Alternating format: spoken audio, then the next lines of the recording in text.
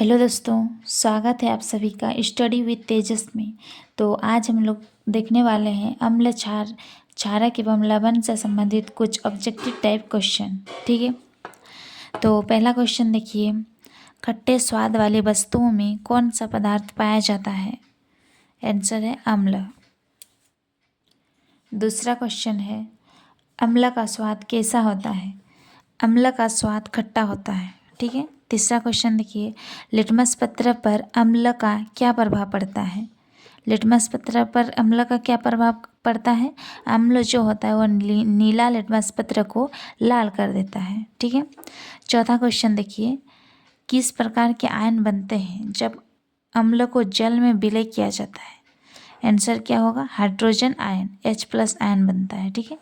क्या होता है जब नीला लिटमस पत्र HCl में डाले जाते हैं? ठीक है, HCl में डाले जाते हैं तो क्या हो जाएगा? नीला लिटमस पत्र लाल हो जाएगा। क्यों? देखिए, क्योंकि HCl जो है वो हाइड्रोक्लोरिक एसिड है, अम्ल है। ठीक है, तो हम लोग जानते हैं अम्ल जो है वो नीला लिटमस पत्र को लाल कर देता है। ठीक है। फिर छठा क्वेश्चन देखिए, अम्लों का सबसे मुख्य गुण क्या है? अम्लों का सबसे मुख्य गुण है क्षारकों को उदासीन करना। ठीक है। 7 नंबर देखिए, किस प्रकार के आयन बनते हैं जब क्षार को जल में विलय किया जाता है? तो आंसर क्या होगा? OH-। ठीक है, हाइड्रोक्सिल आयन। 8 नंबर का क्वेश्चन देखिए, क्षारकीय पदार्थों का स्वाद क्या होता है? कैसा स्वाद होता है उन लोग का? कड़वा। ठीक है। अम्ल क्षारक सूचक का नाम बताइए जो लीचेन से निकाला जाता है। आंसर क्या होगा? लिटमस विलियन। 10 नंबर देखिए, क्षारकों का सबसे मुख्य गुण क्या होता है? आंसर होगा अम्लों को उदासीन करना। 11 नंबर देखिए, सोडियम हाइड्रोक्साइड का लिटमस पर प्रभाव बताइए।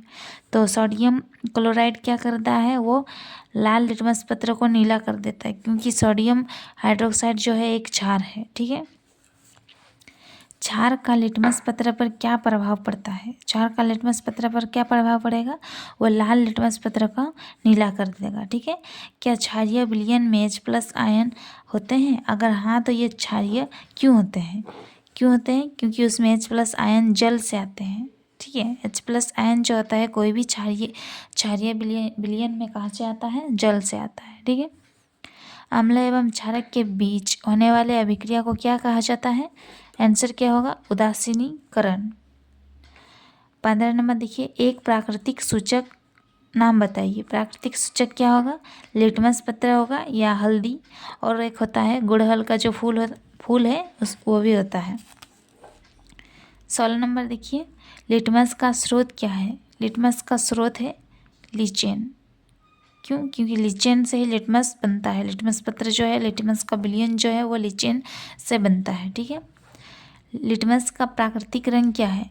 प्राकृतिक रंग जो है वो लिटमस पत्र का क्या होता है? बैंगनी कलर का वो आता है। ठीक है। 3 सामान्य सूचक का नाम बताइए। 3 सामान्य सूचक देखिए, एक तो लिटमस है, हम लोग जानते ही हैं। एक है मेथिल ऑरेंज, एक है फिनाल्फथेलिन। ठीक है। 19 नंबर देखिए, साधारण नमक का रासायनिक नाम एवं सूत्र लिखिए। साधारण नमक जो होता है सोडियम क्लोराइड होता है, उसका रासायनिक सूत्र जो है NaCl होता है। ठीक है। विरंजक चूर्ण का रासायनिक नाम एवं सूत्र लिखिए। देखिए, विरंजक चूर्ण का रासायनिक नाम होता है कैल्शियम ऑक्सीक्लोराइड, रासायनिक सूत्र है CaOCl2। ठीक है, कैल्शियम ऑक्सीक्लोराइड। अभी देखिए, कैल्शियम ऑक्सीक्लोराइड या फिर CaOCl2 यौगिक का प्रचलित नाम क्या है? विरंजक चूर्ण। ठीक है। 22 नंबर देखिए, पीने वाले जल को जीवाणुओं से मुक्त करने के लिए रोगाणुनाशक के रूप में उपयोग में लाए जाने वाले किसी एक यौगिक का नाम बताइए। तो क्या होगा? वो विरंजक चूर्ण। ठीक है। फिर अगला क्वेश्चन हम लोग देखते हैं, दिया है 23 नंबर देखिए,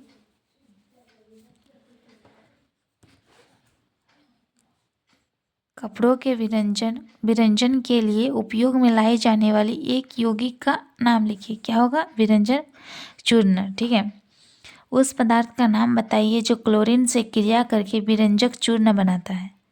विरंजक चूर्ण व्यंजक चूर्ण जो है वो कैसे बनता है, क्लोरीन के साथ क्या क्रिया करता है, कैल्शियम हाइड्रोक्साइड, ठीक है, जिसे हम लोग बुझा हुआ चूना के नाम से भी जानते हैं, CaOH का होल 2, ठीक है।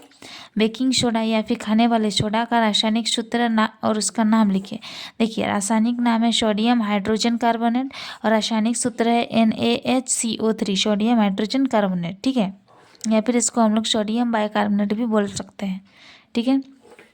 26 नंबर देखिए, सोडियम हाइड्रोजन कार्बोनेट के विलयन को गर्म करने पर क्या होता है, इस अभिक्रिया के लिए समीकरण लिखे, ठीक है। तो सबसे पहले सोडियम हाइड्रोजन कार्बोनेट का इधर फॉर्मूला लिख दिया गया, सोडियम हाइड्रोजन कार्बोनेट, ठीक है। फिर इसको गर्म करने पर ये टूट जाता है क्या में, sodium carbonate plus H2O plus CO2, ठीक है। इसी को जब हम लोग तोड़ते हैं, मतलब Na2CO3 को फिर वाटर के साथ किया जाता है तो वो खाने वाला सोडा हम लोग का बनता है Na2CO3, ठीक है। ये तो लिखा होगा धोने वाला सोडा बनता है, सॉरी। तो देखिए ये इधर नीचे ही लिखा है, धोने का सोडा का रासायनिक नाम एवं सूत्र लिखे। रासायनिक नाम सोडियम कार्बोनेट डेकाहाइड्रेट, ठीक है, और डेका मतलब 10 जो होता है, और रासायनिक सूत्र होता है Na2CO3 10H2O, ठीक है। धवन सोडा का जलीय घोल अम्लीय होता है या क्षारीय, धवन सोडा जो है वो क्षारीय होता है, ठीक है। फिर देखिए कठोर जल को मृदु करने के लिए किस सोडियम यौगिक का उपयोग किया जाता है, तो कठोर जल को जो है मृदु करने के लिए सोडियम कार्बोनेट डेकाहाइड्रेट, जिसे हम लोग धवन सोडा के नाम से जानते हैं, जिसका रासायनिक सूत्र Na2CO3 10H2 होता है, ठीक है। जल की स्थायी कठोरता को हटाने के लिए एक उपयोगी यौगिक का नाम लिखें। आंसर होगा सोडियम कार्बोनेट। अपच का उपचार करने के लिए किस औषधि का प्रयोग किया जाता है, जैसे हम लोग को यदि अपच हो गया, अभी हम लोग को उसका उपचार करना है तो हम लोग किस तरह का औषधि का उपयोग करेंगे, उसका नाम है एंटासिड, ठीक है। प्लास्टर ऑफ पेरिस का रासायनिक नाम एवं सूत्र लिखिए। देखिए उसका रासायनिक नाम होगा कैल्शियम सल्फेट अर्धहाइड्रेट, ठीक है, रासायनिक सूत्र होगा CaSO4 हाफ H2O। अच्छा फिर देखिए CaSO4 हाफ H2O का सामान्य नाम क्या है, ये सामान्य नाम इसका क्या है, प्लास्टर ऑफ पेरिस, ठीक है। अभी देखिए प्लास्टर ऑफ पेरिस की जल के साथ अभिक्रिया करने के लिए समीकरण लिखिए। देखिए प्लास्टर ऑफ पेरिस यानी कि CaSO4 हाफ H2O को जब हम लोग 1.1 और 1/2 H2O के साथ जब रिएक्शन करवाते हैं तो हम लोग को CaSO4 2H2O मिलता है, ठीक है, जिससे हम लोग क्या कहते हैं, जैसे जिप्सम के नाम से भी हम लोग जानते हैं। अभी यहाँ लिख दिया है जिप्सम का रासायनिक सूत्र क्या है, तो जिप्सम का रासायनिक सूत्र क्या होगा, CaSO4 2H2O, calcium sulphate 2H2O, ठीक है। जिंक सल्फेट का रासायनिक सूत्र क्या है, जिंक सल्फेट का रासायनिक सूत्र है ZnSO4। और भी क्वेश्चन है देख लेते हैं सब, जितना सारा क्वेश्चन है ऑब्जेक्टिव टाइप अगले 4 और 11 से सब क्वेश्चन को आज देख लेंगे। जलीय कॉपर सल्फेट का रासायनिक सूत्र लिखिए। तो जलीय कॉपर सल्फेट होता है CuSO4 5H2O। बिना बुझे हुए चूने का रासायनिक सूत्र है CaO, कैल्शियम ऑक्साइड। अस्पतालों में टूटी हुई हड्डियों को उसी स्थान पर बनाए रखने के लिए डॉक्टर जल में सफ़ेद पदार्थ का पेस्ट उपयोग करते हैं। उस पदार्थ का नाम एवं रासायनिक सूत्र लिखिए। तो उस पदार्थ का नाम है प्लास्टर ऑफ पेरिस और उसका रासायनिक सूत्र है CaSO4 हाफ H2O, ठीक है। चिकित्सा के क्षेत्र में एवं खिलौना बनाने के लिए उपयोग में लाए जाने वाली एक यौगिक का नाम है प्लास्टर ऑफ पेरिस, ठीक है। यदि प्लास्टर ऑफ पेरिस के निर्माण के समय गर्म करने की प्रक्रिया को नियंत्रण ना किया जाए तो क्या पदार्थ बनता है, तो क्या पदार्थ बनेगा, निर्जलीय कैल्शियम सल्फेट बन जाएगा, यदि हम लोग उसको नियंत्रण नहीं करते हैं। अब देखिए C6H12O6 का सामान्य नाम है ग्लूकोज, ठीक है, ये इंपॉर्टेंट क्वेश्चन है, इसको याद रखिएगा। C6H12O6 का क्या है, किस चीज़ का फार्मूला है, ग्लूकोज का, ठीक है। कोई विलयन अंडे के पिसे हुए कवच से अभिक्रिया कर एक गैस उत्पन्न करता है जो चूने के पानी को दुधिया कर देता है। इस विलयन में क्या होगा, तो उसमें क्या होगा, अम्ल होगा, HCl होगा, ठीक है। NaOH का 10 मिलीग्राम बिलियन HCl के 8 मिलीग्राम बिलियन से पूर्णतः उदासीन हो जाता है। यदि हम NaOH यानी कि सोडियम हाइड्रोक्साइड के उसी बिलियन का 20 ml ले तो उसका उदासीन करने के लिए HCl की उसी बिलियन की क्रिया कितनी मात्रा की आवश्यकता होगी? तो कितनी मात्रा की आवश्यकता होगी? 16। ठीक है, 16 मात्रा की आवश्यकता होगी।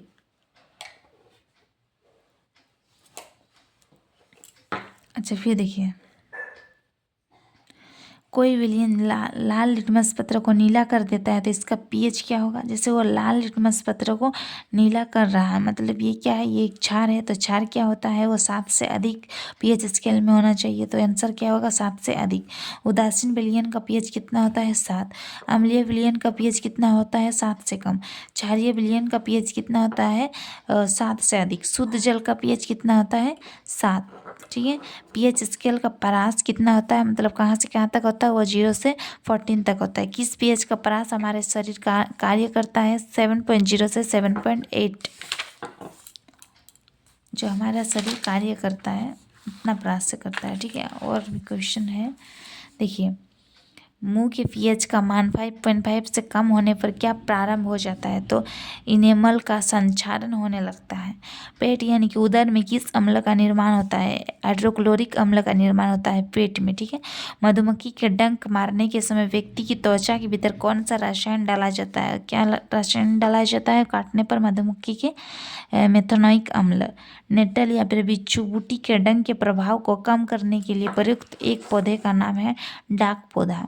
ठीक है, अम्लीय वर्षा कब होता है? जब वर्षा जल के पीएच का मान 5.6 से भी कम हो जाता है, तब उसे हम लोग अम्ल वर्षा कहते हैं। पीएच का मान क्या होगा? जब हम अम्ल की मात्रा किसी जल में बढ़ाते जाएंगे। देखिए, जल में यदि हम लोग बढ़ाते जा रहे हैं तो वो पीएच का मान घटेगा और वह 7 से भी नीचे आ जाएगा। ठीक है, जल के क्षार मिलाने से उसकी पीएच कैसे बदलती है? पीएच का मान बढ़ जाता है और 7 से वो अधिक हो जाता है।